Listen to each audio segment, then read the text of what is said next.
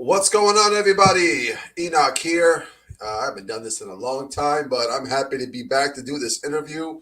And I couldn't have done it with a more awesome person. Rick Barrett, man. I met you about almost 2 years ago through Steve. Yep. Steve, New York City. Steve. And we did News from the Pew together for a long time. I got to get back to doing that, man. Work's just been crazy. But we're not here to talk about that. I'm here to talk about my man, number one bookseller. All right, number one. All right, this man he wrote a book. Right, I can't write a book, but he wrote a book. All right, he writes books. I put out albums. This is what we do. I love That's it. right. Right here, brother. Right here, brother. Man, thank you for sending me this book, man. I appreciate you and everything that you do. It's an important topic. I don't think people really understand how much of an important topic this is because I think we get as Catholics a lot of times we get this whole idea of this pacifism, right? Rick's gone. Somebody bring Rick back. Yeah, you're muted, brother. Yeah, no, because a lot of times you hear from the pacifists, it's like, oh, we can't own guns as Catholics, so you can't defend yourself. You have to turn the other cheek. I don't think anybody's ever heard a solid argument from the idea of self-defense as Catholics. And I think in this book, you literally lay it down and you go from every aspect of the faith. Just start off, talk about how long you've been thinking about writing this book. What was your process, and how did it all come together? So the idea for the entire organization, which is colloquially known as the Armed Catholic, came up during 2020, during the Summer of Love, as it was called. And Yeah, as I'm watching the thin blue line and everything that the safety and security bubble that we've become very accustomed to here in these United States, oh, well, we don't have to worry about it because the cops are there, blah, blah, blah, blah, blah. And watching that whole thing fall apart, I just started to get this idea that as a gun owner and as a Catholic, trying to figure out why Catholics aren't being more proactive in the defense of churches or even their own selves.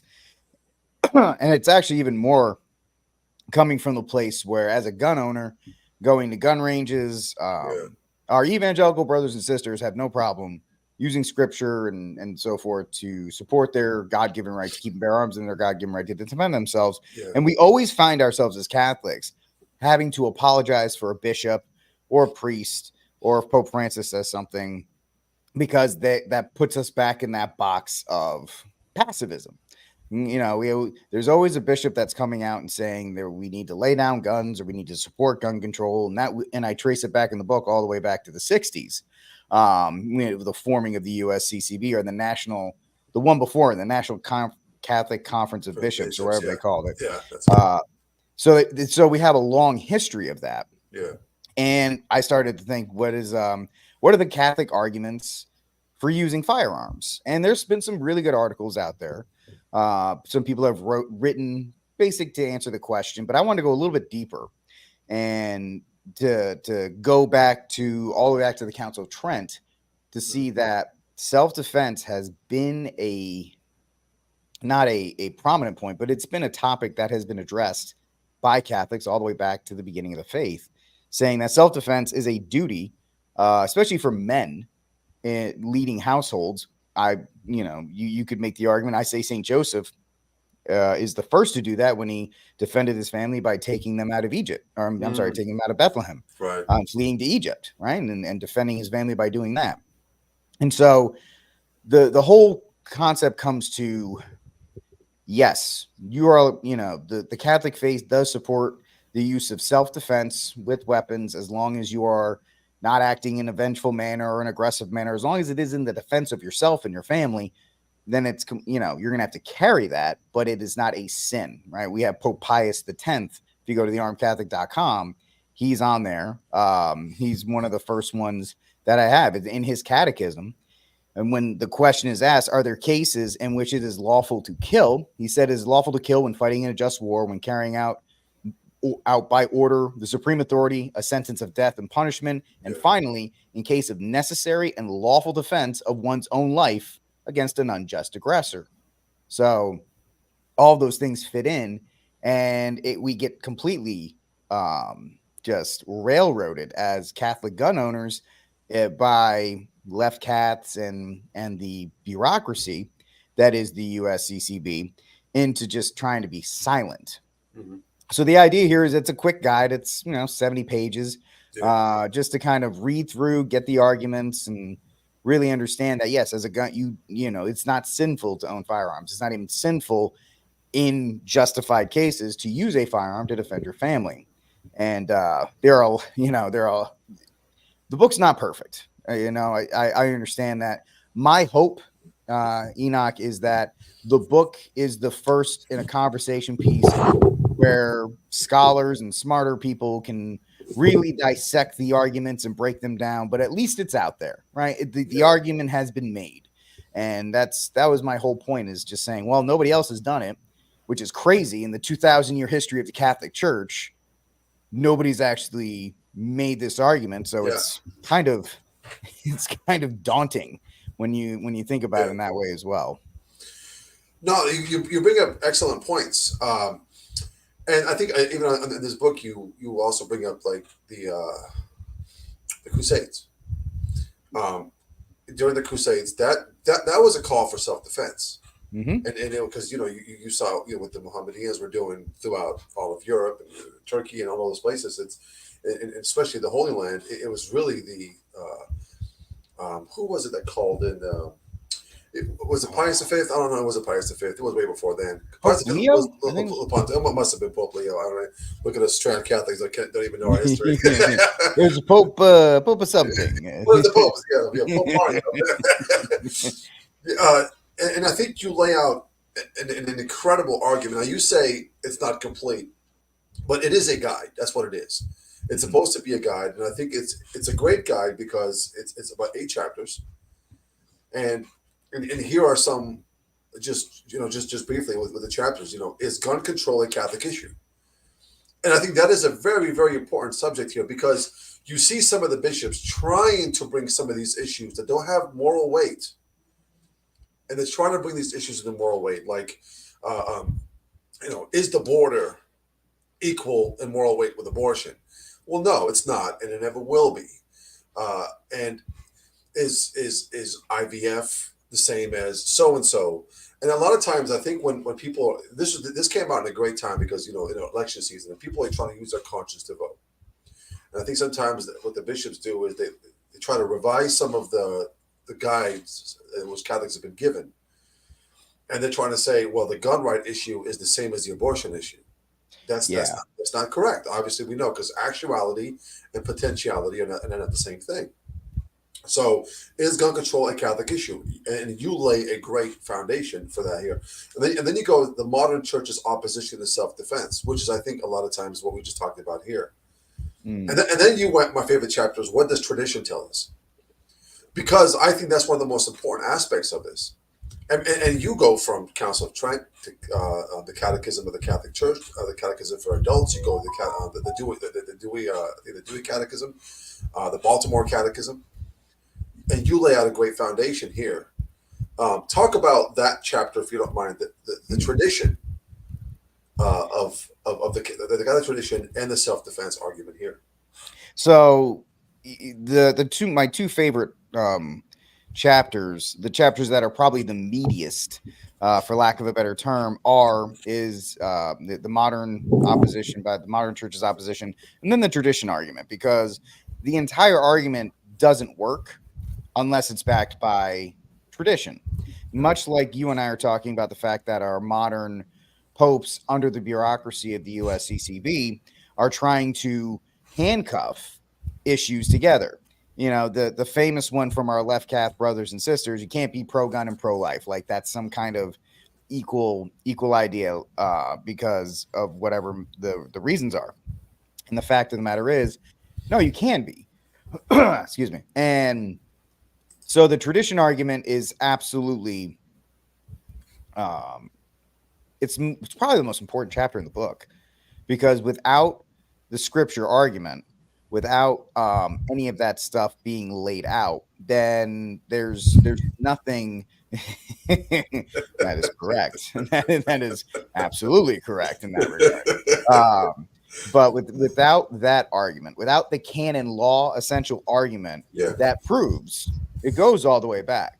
It goes all the way back before liberation theology infected the church in the 60s. The Cristeros, the yeah, Vendée, all of these groups used firearms when they were faced with tyrannical opposition. that's a good point. And the fact is, we've lost all that Yeah, in our fat comfort bubble of Americana, yeah, where we hope that the cops or this or that or any of these other things.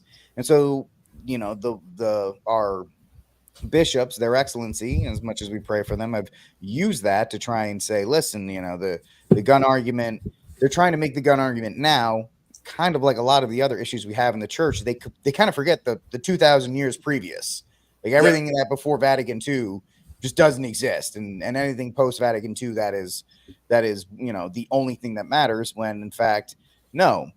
Just like an illegal a legal argument, or Yeah. how SCOTUS or somebody would look at it, the precedent is set all the way back to the Council of Trent through all these other ones. I mean, even in different catechisms for young adults, it's 1566. Then you have the Dewey Reims in 1649. Then you have the Baltimore Catechism in 1891, all the way down to the Catechism for adults in 2006. Yeah. And then the actual Catechism in 1997, 2263, 2264, and 2265. All of these things break it down. And the fact of the matter is, a lot of us, myself included, until I found this out or was brought to this, we don't know, right? Your average Catholic goes to church, they listen to what their priest says, and then they go about their day. And Right. honestly, I don't think there's anything wrong with that, right? Sure. As long as you're trying to live your life as best according to it. But it's our lack of research and our lack of actually being catechized, Yeah. if that's the correct word, and knowing the vast knowledge that the faith has. And I believe I said in the book, whatever the issue is, the church has an answer for it, which is another proof of its infallibility and the fact that it is the one true faith. No matter what the issue is. What about the internet? Well, if you look at this stuff, there's always an answer somewhere in the teachings. And the fact Yeah. that this one hasn't been brought up is just where I feel like, of course, we need to talk about it. And we talk about it in the guise of the self-defense argument. Yeah, no, it's a good point, because if you go back to the '60s, I think during a lot of the civil rights movement, priests did, a lot of the Jesuit priests, and they did stand shoulder to shoulder with a lot of the pacifists, Dr. King himself, and all the folks who are trying to push that. And I think that there's something to be said in that aspect. But we don't live in a world where everybody's virtuous. Not everybody is Saint Joseph. No. You know, and you make a great case here. I think in the last chapter, you talk about the four cardinal virtues, and then and then I think you make a great case here that, listen, you almost have to have some restraint and some virtue in order for you to carry out what you need to carry out as your mission. Now, as a husband and father, I obviously, you also inspired me to get more, but I've carried for very obvious reasons, to protect my family. Other than protecting your family and country, what other reasons do you think that Catholics can carry weapons? Are you an open carry believer? I know here in Kentucky we're concealed and open carry. Do you think a society would flourish more if people were carrying at the grocery store or everywhere else? So that's a great question. First, my favorite quote that I use when I'm speaking, and that I use all over the place to really cement my point, is St. Augustine of Hippo from City of God. Though defensive violence will always be a quote unquote sad necessity in the eyes of men of principle, it would still be more unfortunate if wrongdoers should dominate just men. And that right there is a solid. That's my, like, if I was a lawyer, that would be the one I use every single time, because it just slams the door home. It kind of wraps everything up. So it's actually funny, because I did a license to carry class because I was an instructor down here in the state of Texas. And I talk about the fact that my opinion on open carry has changed. I used to be a solid, don't do it, it's not a great idea. And there are some tactical reasons why you shouldn't do it. Sure. But if you do open carry with a level 2 retention holster and you are dressed appropriately and you act like a gentleman and a man of virtue or a woman of virtue, if you carry, that can change the minds of people. It can change public perception. So if you are going to do it, make sure you have at least a level 2 retention holster. Don't go out there without something, so somebody can try to snatch it out, because people would try to do something like that. Um, and act appropriately. Don't act, you're not an action star, and you're not any more special because you have one. In fact, if you do, the rest of the gun community looks at you like you're such a dweeb. Please don't do that. Nobody cares about your Glock 19, whatever the fact it is. Lou, great to see you, Lou. Yeah, always good to see you.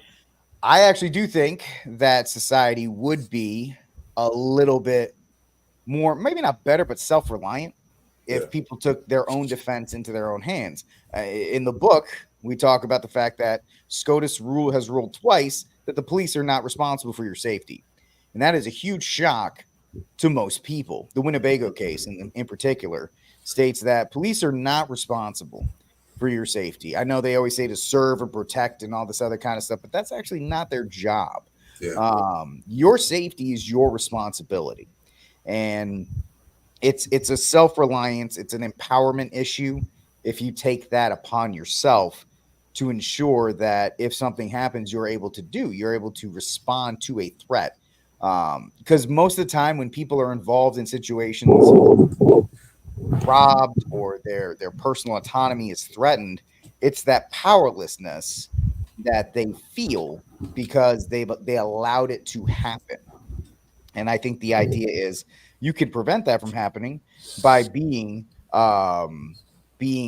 a firearms owner, being skilled and proficient at it. Just owning one doesn't, sometimes you're actually worse for the conversation than better if you're not proficient with it. yeah. So doing training, becoming a real steward of the gun community can only help society more. The one last thing to that, every place that open carry has been enacted, crime has actually gone down, which is always opposite to the argument that the left has.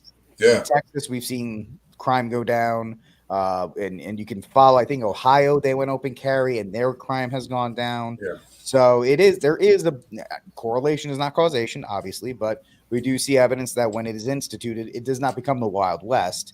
It actually does help lower crime. Right. Okay. I love that. That's a good point. I wanted to ask this question because I think this is an important question.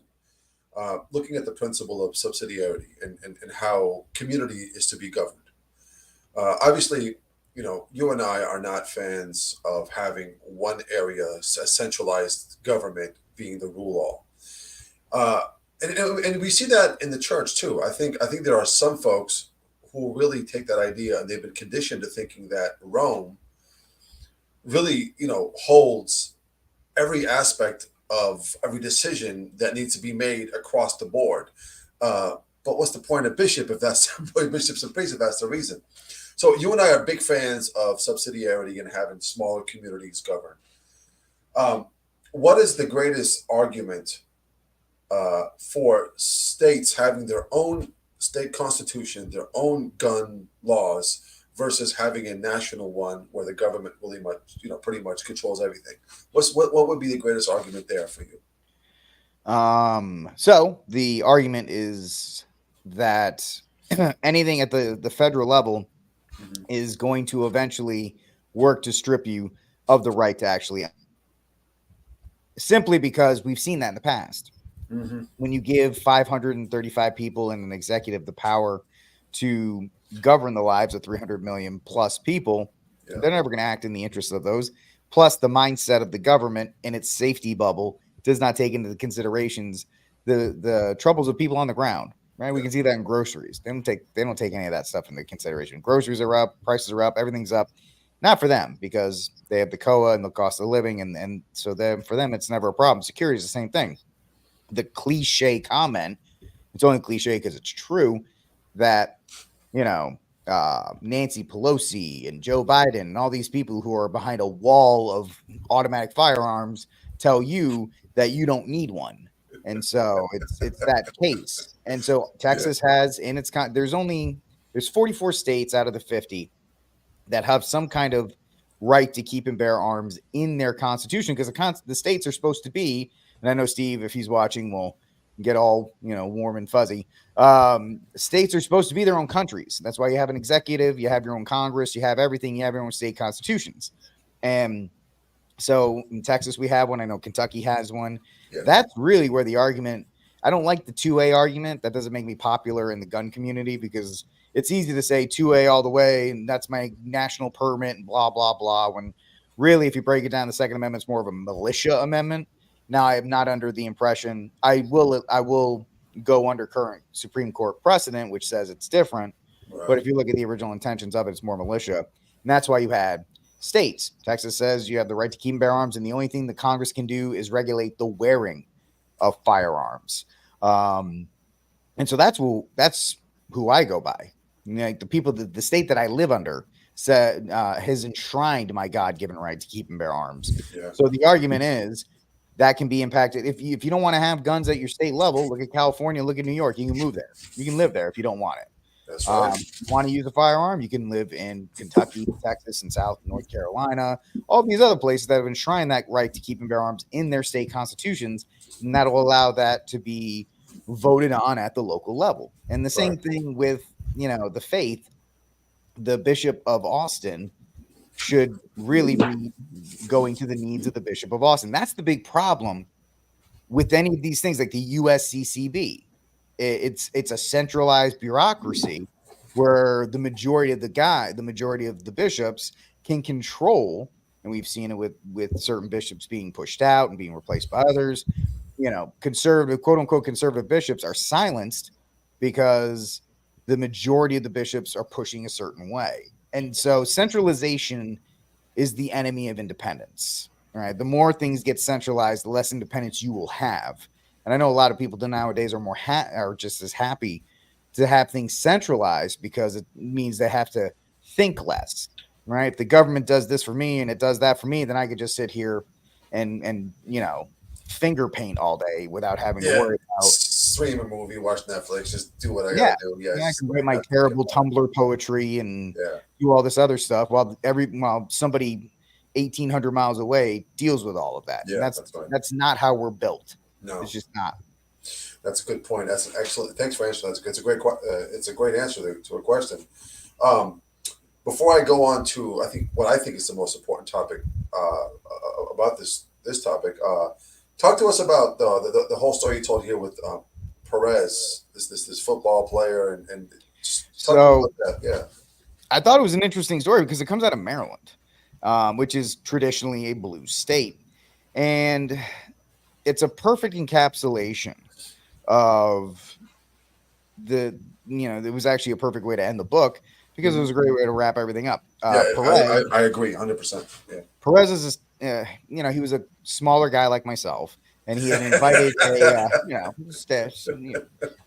he had invited a friend of his who he was working with to his home for a dinner, and the friend was he was into mixed martial arts and all this other kind of stuff, and he got a little tipsy, and all of a sudden he started to threaten the lives of Perez and his family.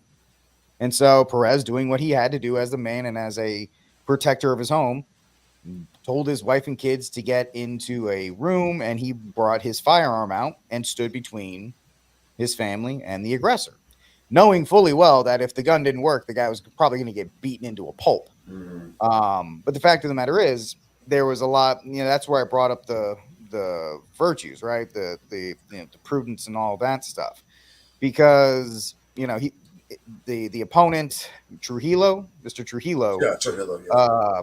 He weighed about 50 pounds more. I'm sorry, I'm looking at my notes. 50 pounds more than him. He was drunk, and he would have easily won a fight if it was on the physical level. It just wouldn't have happened. Perez also, he had a couple DWIs, so he had already had his struggles with alcohol, so he had already set all this up. So Trujillo gets his firearm, because Trujillo is the shorter guy like myself with the family. Perez is the aggressor. Trujillo tries to de-escalate the situations, what we talk about in our LTC class. Always, de-escalation techniques, try to get out of it. The win-win is everybody going home. And I always talk to my guys and gals in the LTC class, especially the guys. You got to swallow your pride in these situations. The worst thing you want to do is actually get into an incident where you have to shoot somebody because you got to pull Toby, right? Toby, yeah. he's smacks, scream, and run, right? if, the office. if need be. But don't ever, if you can get out of it and you have to swallow your pride. Yeah. And so Perez charged Trujillo, who shot him once in the chest. And so that would have been something in this blue state.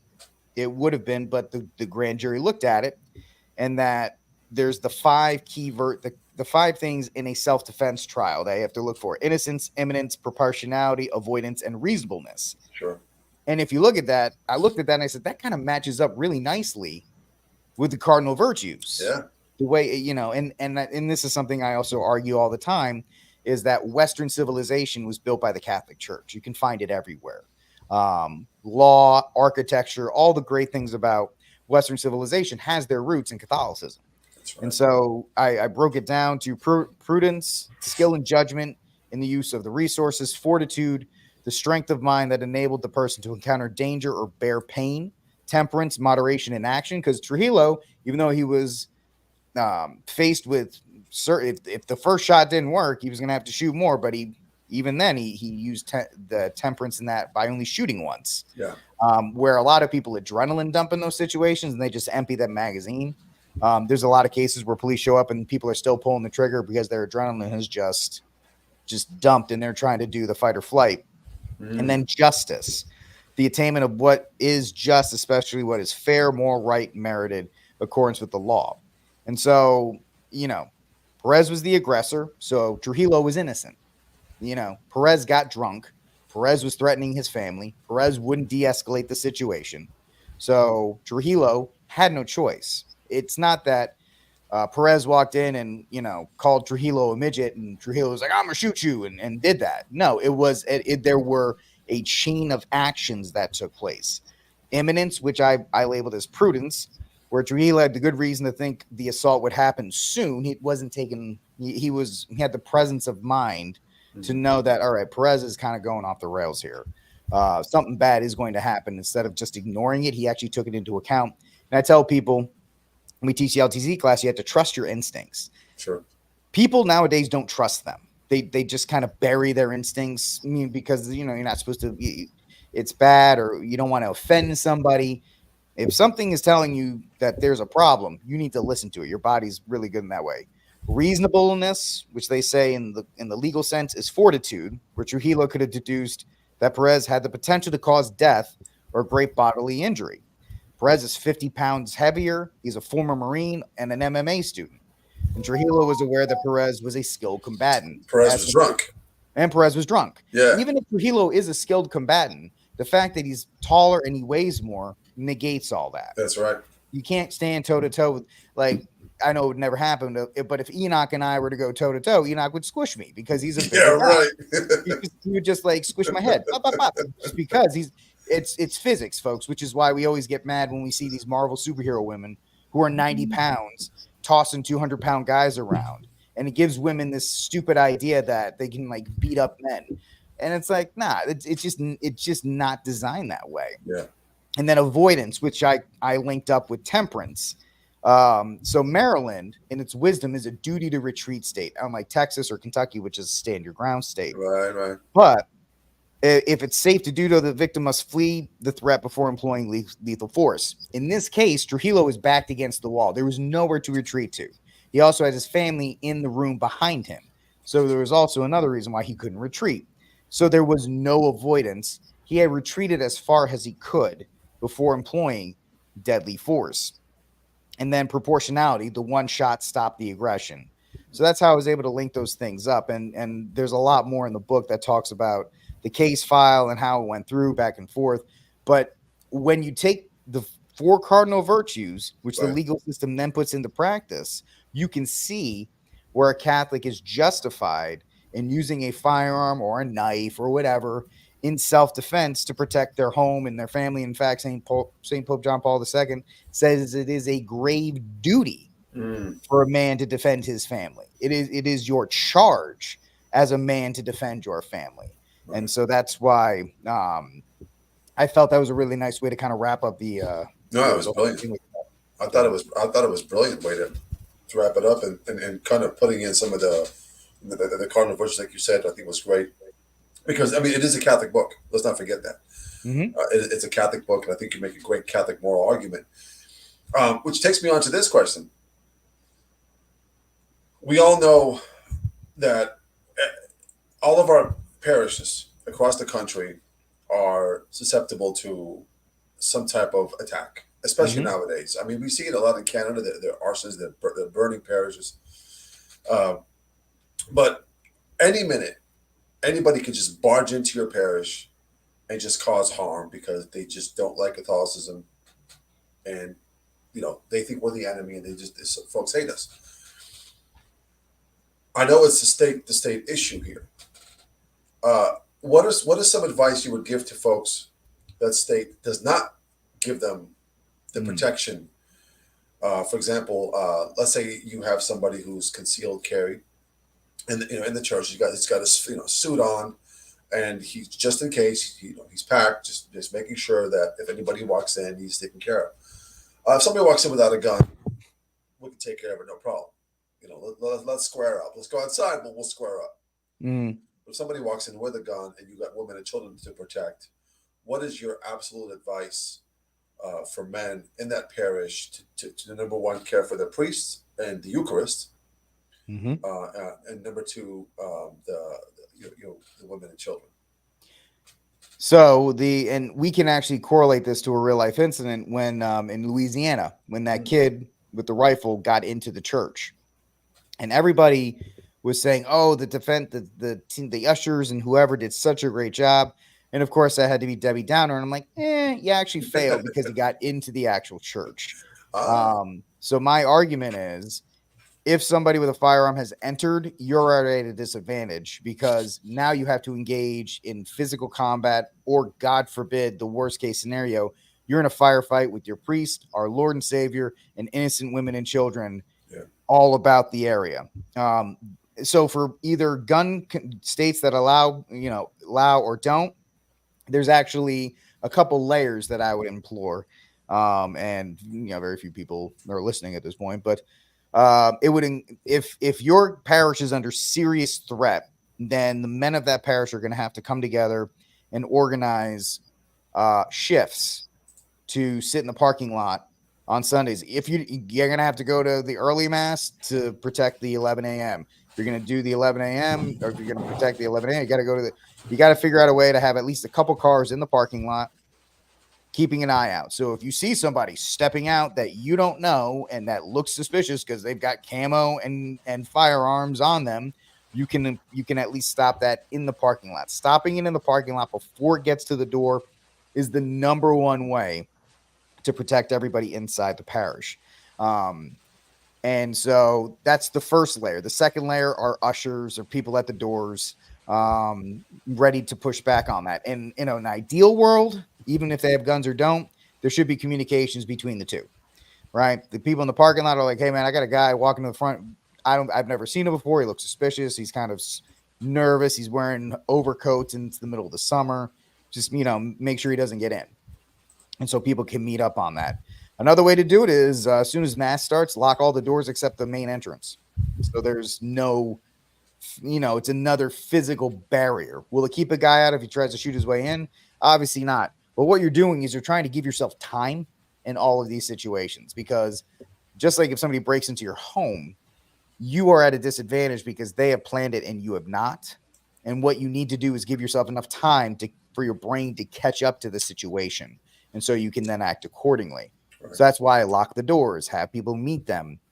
There's a bunch of different levels, because a lot of people will tell me, me and my buddies, we all sit at the doors and we got our guns and we're ready to go in case that happens. Well, first of all, let's say you're in let's say the host, our Lord and Savior is being raised at that one moment, and everybody's eyes, as they should be, are in the church looking at that. Some dude just walks past you. Now you're trying to assess the situation, you're trying to figure it out. What if your wife is sitting in front of you to the end? Now you got to, get over her to get here. And another point is most guys don't practice this. They do not practice for actually engaging in a confined environment with women, children, other men screaming at the top of their lungs because they have no idea what's going on. Yeah. And so they're running in front of you and you're trying to keep your gun down. And you don't want to flag people, while this person, the aggressor, has free reign at this point. While you are trying to do the right thing, they have now this full field of vision to do whatever kind of damage they want. So the worst thing in the world, and I know if people can tell me they're wrong or write me at info@thearmedcatholic.com if they want to tell me different, that's fine. I'd love to talk to you about it. But if they get in the building, you've lost. That's essentially my biggest thing. Right. And there are ways to prevent that. And you've made similar arguments to protecting children in schools. Mm-hmm. Yeah, yep. I think it's the same principle. Yeah, same principle. Yeah, the teacher should be the last the defense line of defense. If the teacher's going to have to use their firearm, the loss of life has already happened. Exactly. Yeah. So, and here's what I love about this book is, and I didn't have a greater appreciation until I read the book. It's because, and then I started thinking about all the arguments I've been hearing, almost subconsciously, because I don't pay too much attention to them. But all arguments that I hear about folks are saying, "No, you lay your life down. If somebody comes in, your family can die, you can die. You do it for Christ. You're martyrs at this point." And I'm just like, well, there's a difference between being martyred for Christ and being martyred for stupidity. So, what my appreciation about this book is it doesn't really lay down the arguments of like which state gives you which law. It's a great argument for, no, listen, we're Catholic. It's okay for us to own guns for self-defense. It's okay for us to use them for self-defense to protect our families. And then you lay out in every aspect of the faith, like I said. Is your website thearmedcatholic.com? I just put it over here. Is there more information of a more broader information that people can get as far as courses go on how to proceed after the book? So if you were interested, since I'm USCCA certified, I can go to all 50 states and do courses. Yeah.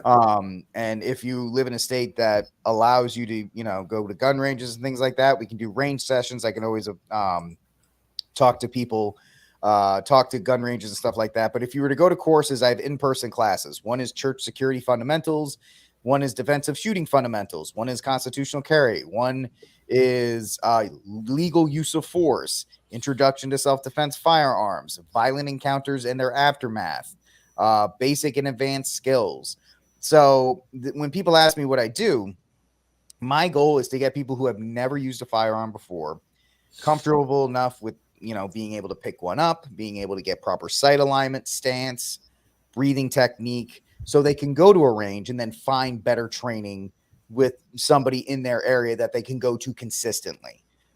Just like anything else, you can't listen to a speech by Mike Tyson and then be like, all right, I'm a great boxer now. Yay. You actually have to practice it. You'll have a great list, but you won't be able to, I'm a great fighter right now. We're going to go. But you'll have you need to practice. You need to practice your overhand right. You need to practice your cross and your jab. And actually to do it, you need to find a range. And there's plenty of them that do range nights and they do all kinds of things. But my goal is, and I hate this in the gun community, if you're new to firearms and you ask a question to the wrong boomer or the wrong person, you're just going to feel like an idiot because they're going, I can't believe you don't know. No. You can ask me anything about a firearm. You can ask. Thank you, Steve. That is the worst question. You can't answer that because I'd actually have to sit down and know your understanding of firearms. Have you ever shot a firearm before? What's the use of the firearm? Are you going to carry? Is it for your home? Do you want to use a long gun? Do you want to use a pistol? Yeah. And so that's. Is it true course. that the shotgun is the greatest home self-defense? That's what they say. I In your like opinion? shotguns. Yeah. I think you can use them for a variety of purposes. I like semi-automatic shotguns, especially. I don't like the racking the slide is the dumbest thing in the world because it Yeah. gives away your position in the dark. So if you're in a house and there are people who are trying to get your, trying to, oh, thank you, no stone on one. Somebody who's if there are people who have broken into your house, they're in the dark, they don't know anything, and then they hear a loud noise, they're like, oh, he's over there. Your greatest advantage in that scenario is home field and being as quiet as possible. But I like shotguns. I like AR-15s. My my answer, and some people think it's a cop out, but it's not, is the gun that you're best equipped to use is the best home defense gun. That means if you know how to run a Glock 19 and you can do it in the dark and you can manipulate it if it jams and you can maneuver it, That's a that's good great. point. You've got a Beretta 1301 and you can put that thing on your shoulder and you can load it in the dark and bring it up and be ready to go. Perfect. AR-15, if that's, how to pinpoint that sucker and it's zeroed perfectly, that's the perfect weapon. There is no magic caliber and there is no magic gun for every situation. Training and you actually being proficient with your firearm, you are the weapon, and the firearm is the tool to make that happen. That's a good point. So if you have to make your skill, because you could have a $1,500, $2,000 AR-15, but if you can't aim worth a poo, then you might as well have a rock. So that's the question is Yeah. how much people are like, oh, I bought this Daniel Defense AR-15 and then they put it in their closet while some guy buys a PSA AR-15, which I think PSA, Palmetto State Armory, is the truth. It's a great organization. Yeah. You can buy a Palmetto State Armory AR-15 for $750, take the rest of that money and sign up for 2 or 3 AR-15 defensive courses and be better with that gun, because it's like it's and let's just get really knock. It's like when you see a guy, a 75, 80-year-old guy in a Shelby GT500, Yeah. and that car is going 35 miles an hour. And you're like, that car is begging to be driven, but he doesn't know how to drive it because he's an older person. It's the same concept with a firearm. You have the most expensive gun in the world, but if you don't know how to use it, it's pointless. That's pointless. Yeah. Yeah, it's the same thing in the HVAC community. It's people always like, what brand should I go with? What brand? I'm like, your brand is useless unless you have the personnel that know how to install it according to manufacturer specs. Yep. If they don't know how to install it, who cares what kind of brand you got? It's the same way, and I agree with you 100% there. Before I ask my next question, I really just want to just plug this in. Like, listen, guys, $15.99. It'll be the best $15.99 that you've spent, because you are going to get, as this subject becomes more prevalent, as we know it's going to, you are going to get folks that come up to you and say, "Oh, you're a Catholic. You're supposed to be a pacifist. You're supposed to not use guns. You're supposed everything that somebody you're going to get the turn the other cheek argument every single time." Yeah, this book literally annihilates every pacifist, every leftist argument, and it not only lays the argument in a Catholic moral sense, but also brings scripture, tradition, counsels. This equips you with so much knowledge, so that way you could have the knowledge. Not only it's not so much to win an argument, but you could convince somebody who's convinced the other way that it gets in a position now where somebody breaks into their home and they've been conditioned to thinking that Catholic sports just turn the other cheek. Now you save someone's life because of it. $15.99, you could literally. I'm not kidding. I mean, you can get in that position. So I really want to push for this book. And you could spend $15.99 on anything that you could just waste it. But you get this book; it has great knowledge, and it's on Kindle too. But I recommend getting the hard copy, because start reading stuff online. Get the book and open it up so you can read it. But I'm going to ask you this question, Rick. Personally, have you ever run into a situation where you've had to defend your family? Thanks be to God, I haven't. Well, praise God. Thanks be to God, I have not. And that's just, there's nothing special about it. There's no position. There's nothing I've done special about it. Maybe being just aware, being prepared for those situations, doing things like always facing the entrance when you go to a restaurant and making sure that you're the person, you take your family's security seriously. Yeah. Right. And so I thanks be to God, I'll just say it again because I don't want to be in that situation. Most 99% of people who own firearms hope they never have to pull it in anger or in any of that kind of stuff, because you are carrying the weight, even if you do it all by the book. Yeah. Even if you do it all within the foundings and the teachings of the church, it's still a soul that you're carrying the rest of your life. And that's not something I wish on anybody in any way, shape, or form. 100%, you know, and what you have to deal with after the fact, you know, even if it's like you said, in self-defense, anybody with a good conscience, knowing that you just ended someone else's life, even in self-defense, it's a very heavy cross to carry. Very heavy cross to carry. You can justify it all you want, but it's a heavy cross to carry.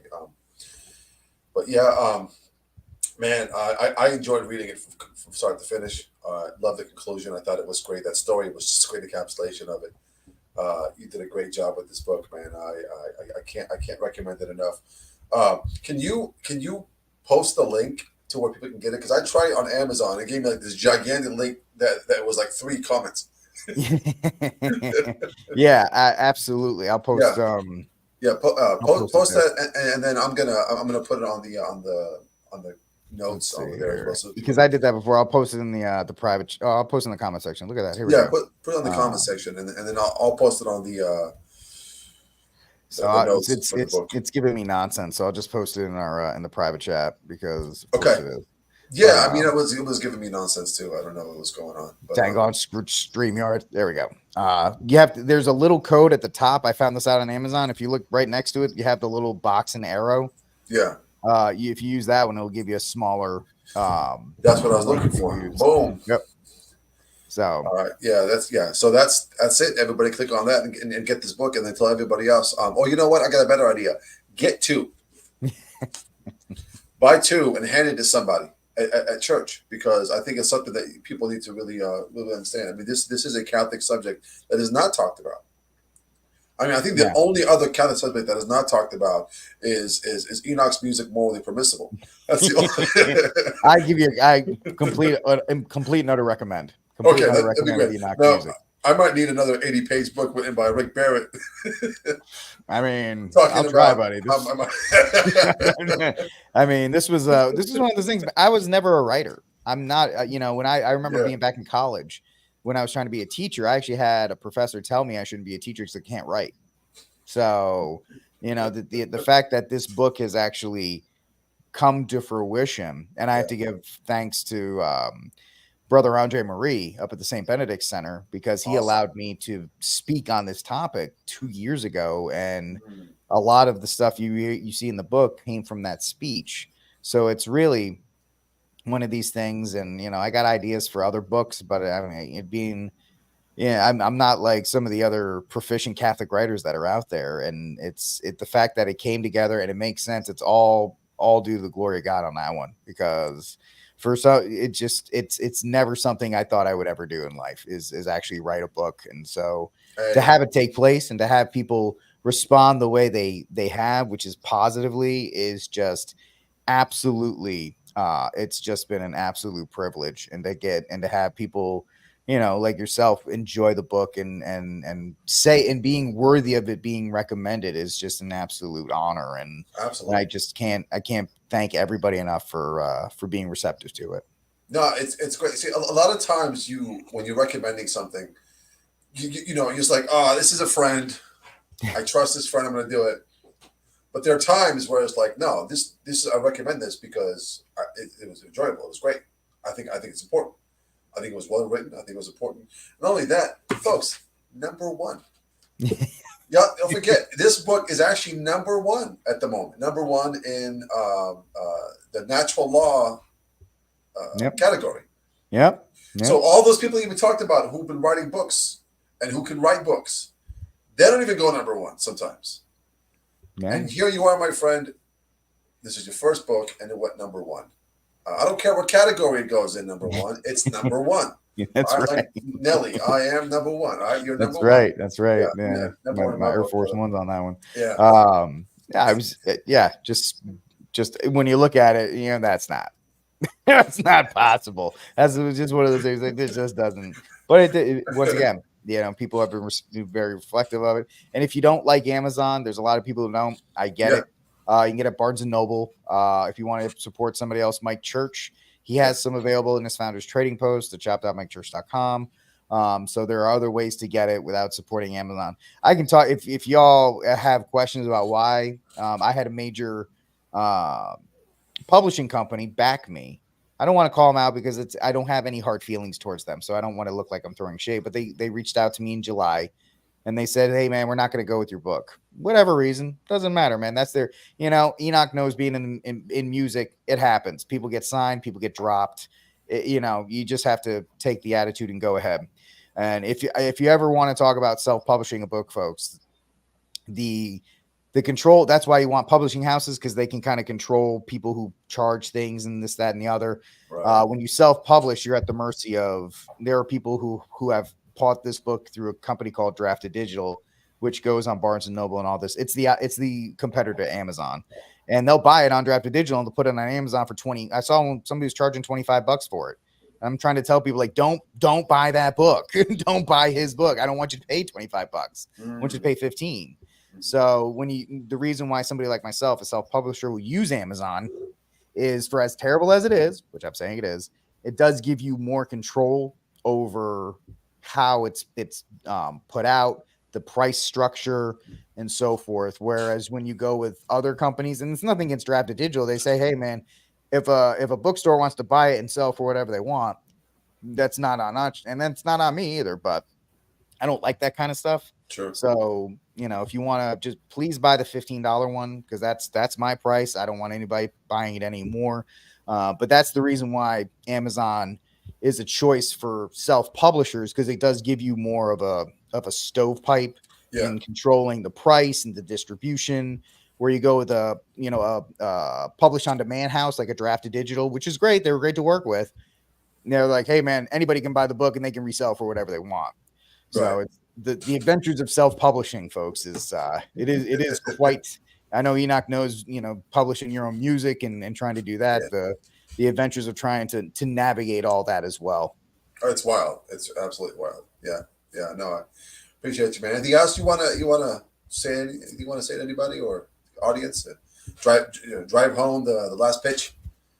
So, if you're on the fence about reading it, then get an ebook copy, rent it, or something of that nature. Just be open-minded to it. It is not I've had a bunch of people read it beforehand.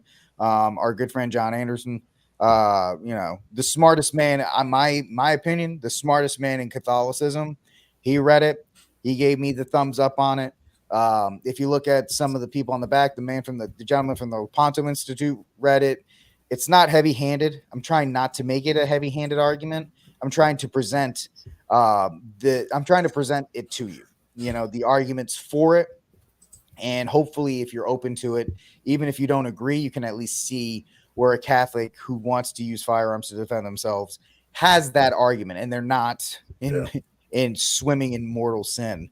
And the fact is, you're going to get the argument from people like, oh, well, I'd rather martyr myself and all these other kinds of things. Folks, if I get the crown of martyrdom, I will gladly take it. But I'm going to take as many of those SOBs out as first before it happens. That's just kind of my way of looking at it. Yeah. I'm not going to completely give up on that point. But, I appreciate everybody's time. Enoch, I appreciate you giving me some time on Friday night to plug it. And, thank you, everybody. I'm just blown away by it, and that's huge. Thank you. Thank you guys so much. Thanks, Rick, man. I'll talk to you in the green room. Get the book. Links right there. I'm going to also link it in the little notes, so that way when people call when people watch this, they can definitely click on that and get the book. And then recommend it for others. Push it out there. In the Catholic world, it's all about word of mouth because people trust you. I trust Rick, and I'm recommending this book 100%, not because he told me to, but because I actually read it, and I 100% back everything he said in here, because he makes an incredible argument from every aspect of the faith. So thanks, Rick. God bless you, man. God bless everybody, and thanks again, brother. All right. Viva Cristo Rey. Viva.